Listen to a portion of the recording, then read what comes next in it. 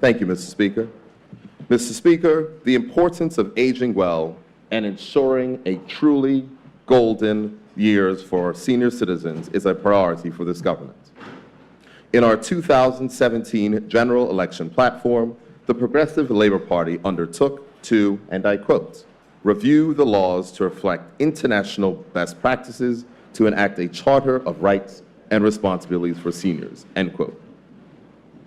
Our goal is to recognize and respect the rights of people who became more dependent on others due to aging, illness, or disability, and to ensure they lead lives of dignity and independence. Mr. Speaker, under the leadership of the Honorable Member, the Deputy Speaker, the Honorable Derek V. Burgess, who is Chairman of the Aging Well Committee, and with the technical input of the Ministry of Health, I am pleased today to have tabled for the information of this Honorable House the Bermudian Charter on the rights and responsibilities of the elderly and adults in need of long-term care and assistance. Mr. Speaker, in short, I am pleased to deliver on the promise that we made.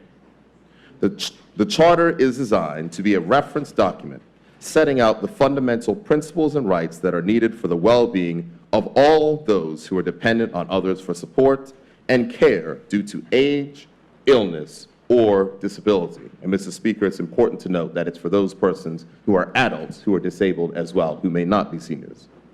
To raise awareness for individuals and the community of people's fundamental rights and responsibilities who have long-term care needs and to foster best practices, and to complement and support other measures which are already implemented or in development. Mr. Speaker, the Charter has been developed based upon international and local standards and has been adapted from the European Charter of Rights and Responsibilities of Older People in Need of Long-Term Care and Assistance to suit Bermuda's needs. Whilst advanced under the auspices of the Aging Well Committee within the Cabinet Office, significant input has been received from the Ministry of Health to ensure that it did complement existing regimes as intended.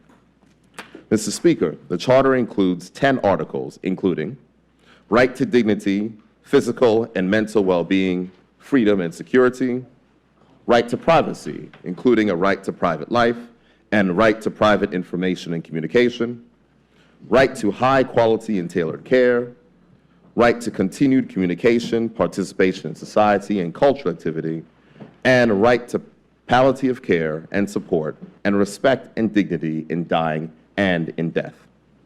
Mr. Speaker, this government is taking care of seniors.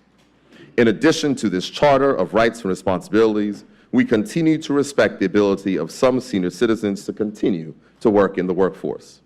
As the order paper will reflect, legislation has now been tabled to increase the mandatory retirement age in the public service from 65 to 68, preserving the ability on certain criteria to work until the age of 70.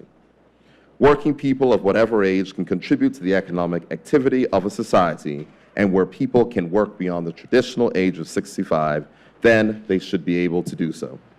Mr. Speaker, it is this government that pledged to increase seniors' pensions each year by the rate of inflation, and it is this government that has delivered on this pledge for the past 2 years, ensuring that our seniors, thank you, Ms.